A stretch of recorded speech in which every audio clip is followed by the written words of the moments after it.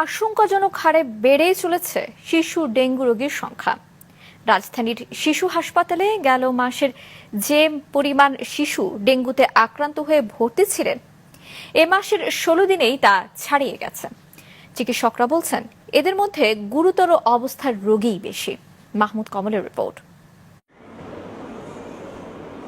Dengue আক্রান্ত 6 বছরের শিশু তাফসির গেল 5 দিন ধরে ভর্তি রাজধানীর শিশু হাসপাতালে। এ কয়দিনেও কমেনি জ্বর। এই দুশ্চিন্তায় মা নাসরিন সুলতানা একটু পরপরই মুছে দিচ্ছেন ছেলের শরীর। 103, 4, 105 পর্যন্ত উঠছে জ্বর।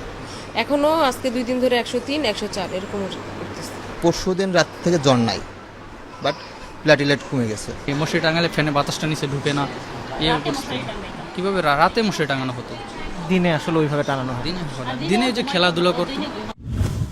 ওই হাসপাতালে গেল মাসে ডেঙ্গু আক্রান্ত হয়ে ভর্তি হয়েছিল 46 জন শিশু। সে সংখ্যাটা ছাড়িয়ে গেছে এ মাসের 16 দিনেই। গেল 2 মাসে মারা গেছে 2 জন। চিকিৎসকরা বলছেন, অধিকাংশ শিশুই সেরোটাইপ 4-এ আক্রান্ত হওয়ায় প্রভাব পড়ছে গুরুত্বপূর্ণ অঙ্গগুলোতে। এই সেরোটাইপের প্রকোপটা কিন্তু ভয়াবহ। মাল্টি অর্গান ইনভলভমেন্ট হচ্ছে, যেমন 3 দিন পরেই আপনার লিভারে এফেক্ট করছে, অনেক সময় ব্রেনে এফেক্ট করছে, এরপর হচ্ছে আপনার হার্টে এফেক্ট করছে, সাথে হচ্ছে আপনার কিডনি ফেলিওর হচ্ছে, ফুসফুসে পানি চলে আসা, পেটে পানি চলে আসা, তারপর হচ্ছে শ্বাসকষ্ট হওয়া, অতিরিক্ত বমি করা এবং প্রস্রাব কমে যাওয়া, সাথে হচ্ছে হাত পা ঠান্ডা হয়ে যাওয়া, যেটাকে আমরা শক বলছি।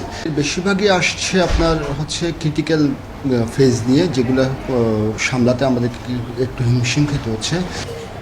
রাজধানীর বিভিন্ন ওয়ার্ডের নগর স্বাস্থ্য কেন্দ্রগুলোতে আছে বিনামূল্যে ডেঙ্গু শনাক্তের ব্যবস্থা। রাজধানীতে 2 সিটি কর্পোরেশন মিলিয়ে নগর স্বাস্থ্য সেবা কেন্দ্র আছে অন্তত 53টি। চিকিৎসকরা বলছেন, এই মুহূর্তে জ্বর আক্রান্ত হলে অবহেলা না করে অভিজ্ঞ ডাক্তারের পরামর্শ নেওয়া অত্যন্ত জরুরি।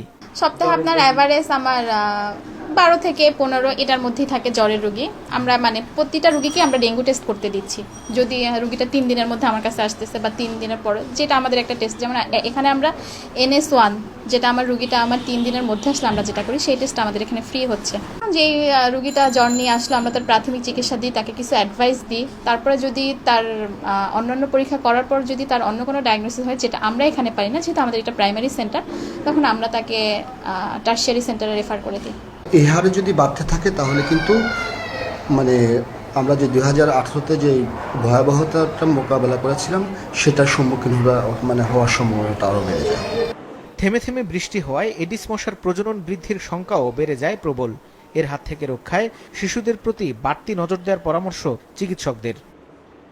মাহমুদ কমল, মাছরাঙা সংবাদ, ঢাকা। মিয়ানমার বাংলাদেশে আশ্রয় নেওয়া রোহিঙ্গাদের তাদের নাগরিক হিসেবে অস্বীকার করছে না, আবার তাদের ফেরতও নিচ্ছে না, বলেছেন প্রধানমন্ত্রী শেখ হাসিনা। সকালে গণভবনে প্রধানমন্ত্রীর সঙ্গে জাতিসংঘের মানবাধিকার বিষয়ক হাই কমিশনার মিশেল ব্যাচেলেট সৌজন্য সাক্ষাৎ করতে এলে এ কথা বলেন তিনি। মিশেল রোহিঙ্গাদের শিক্ষা এবং কাজের সুযোগ বাড়ানোর প্রস্তাব দেন। প্রধানমন্ত্রী জানান, ভাষান্তরে এ ধরনের পদক্ষেপ নেওয়া সম্ভব।